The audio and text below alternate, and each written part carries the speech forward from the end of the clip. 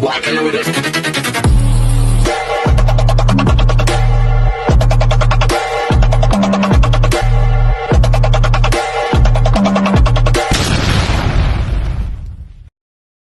Hi everyone! Good evening! I'm back! It's your Mama Sam dito sa Sam TV. Kamusta naman kayo mga amigo, amiga, kumare at kumpare? Sana lahat kayo ay okay at safe ngayong araw na to. At syempre, kung ako naman ang tatanungin nyo, kita naman ninyong fresh overload pa rin ang Mama Sam ninyo.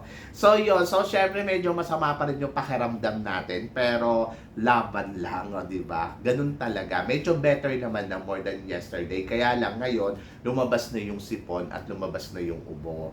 Kasi parang ganyan yan eh. Yung una magbibuild siya ng tapos parang yung sipon hindi makalabas. Kaya sumasakit yung ulo. So yung kumain ako ng maanghang yesterday, tapos uminom ako ng gamot, ayun, pagising ko kaninang umaga talagang lumabas na yung sipon ko. So ngayon naman, ang gagawin ko after ko mag-vlog, bago ako matulog mamaya, ang gagawin ko ay magsusuob naman ako ng bonggang-bongga para alam mo yon na mas lumabas na yung yung sakit, pagpawisan na tayo, 'di ba? Kasi yun yung kailangan pagpawisan.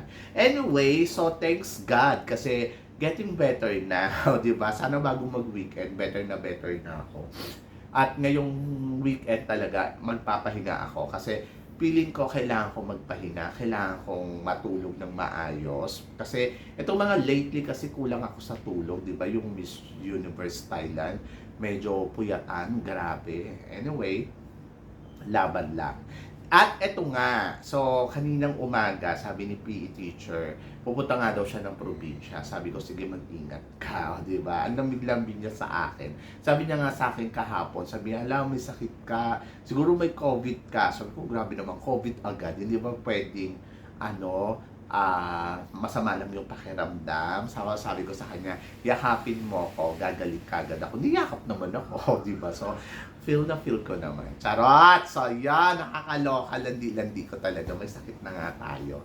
Anyway, so, ang pag-uusapan natin ngayon, it's about Miss World Philippines. Yes! Una, may bago silang corona. Pangalawa, eto nga, mainit nga na pinagtatapat si Jasmine Omay at saka itong si Chris ng Gravides. Kasi sinabi nila na mas gusto daw nila manalo daw si Chris na more than dito kay Jasmine Omay. Pero ito si Jasmine Omay mukhang ayaw magpakabog kasi talagang, alam mo yun, lumalaban ng bakla at eksenadora din. So yun, so kahapon nagkaroon sila ng malaking event at nakita naman natin na talagang nagkabugan talaga yung mga kandidata. Bukod doon kay Bianca na umaariba din si Batangas. Parang pili ko nga si Batangas pa mananalo dito. Charot.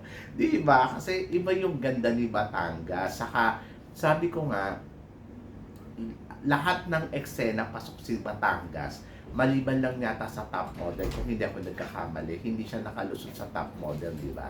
Pero, kung titignan mo, talaga namang umaarangkada ang lola mo at ayaw magpaawat, kabog kung kabog.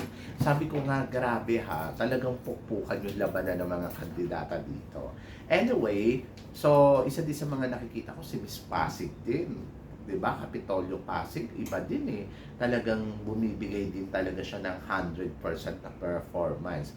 Pero balik tayo dito kay Jasmine Omay at saka kay Chris na. So, doon muna tayo sa bagong corona. So, maganda yung corona nila, no? So, parang lang, laruan, charot. So, yun. Anyway, ewan ko ba't ganyan. Ba't walang mga crystal?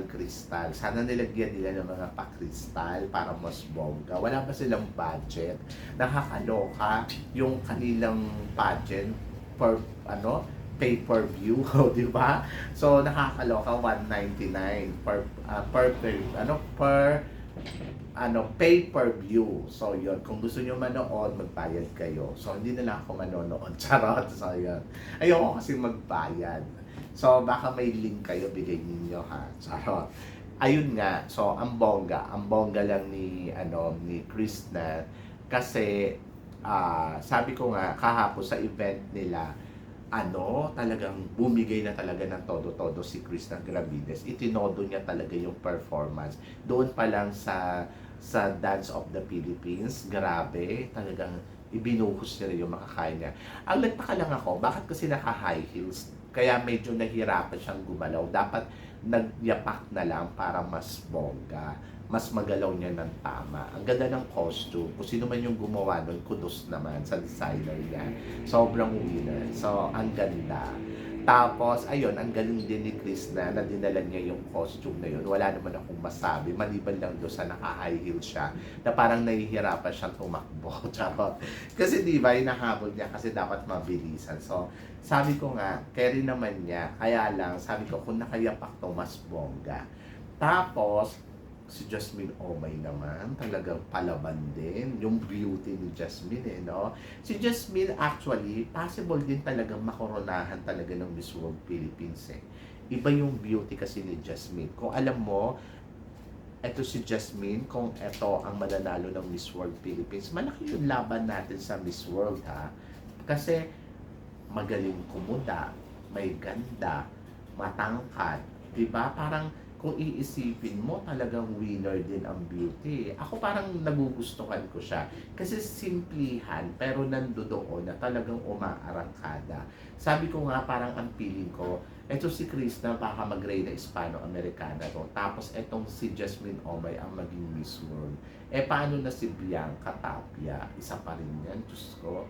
Parang feeling ko talagang agawan eh. Kaya nakita naman natin binubuhos na ng mga kandidata yung bawat eksena kasi nag-aagawan talaga sila sa corona, as in kung hindi dito mapupunta kay Jasmine Omay, pwedeng mapunta dito kay Chris na. Kung hindi naman kay Chris na, pwede din kay Kapitolyo, Pasig, di ba?